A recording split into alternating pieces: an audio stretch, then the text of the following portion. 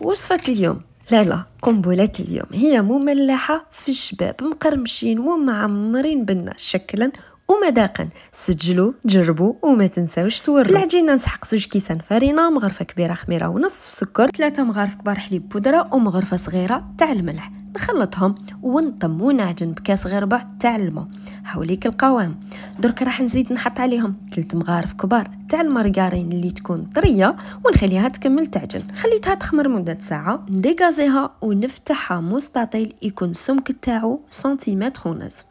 راح نقطع دوائر ومباشرة نرمدهم في البيض، ومن بعد راح نردهم في الخليط تاع الشوفان ولا شابلور المندوزنه اللي خدمتها ديجا معاكم. نغطيهم ونخليهم يخمروا مدة نصف ساعة. وفي كاسرونه كنت حطيت كمية تاع الزيت تسخن وقليتهم فيها، ما يشربوا الزيت ويجوا مقرمشين وفارغين لداخل. ولا فارس المفضلة عندي هي كي ندب البصلة وفليفلة حمراء، ملح، فلفل كحل، نزيد عليها قطع دجاج مع التابل الخاص به، زيت المايز وشويه تاع لا كريم فريش وريقه شلاضه طرونشه طوماطيش. وهذيك لافارس المعمره بالبنه واش نقول لكم، لو كان تذوقوهم راح تهبلوا عليهم. قطره زيت ما شربوهاش، قرمشه خفه معمرين ويقطروا بالبنه. الى وصفه اخرى، سلام.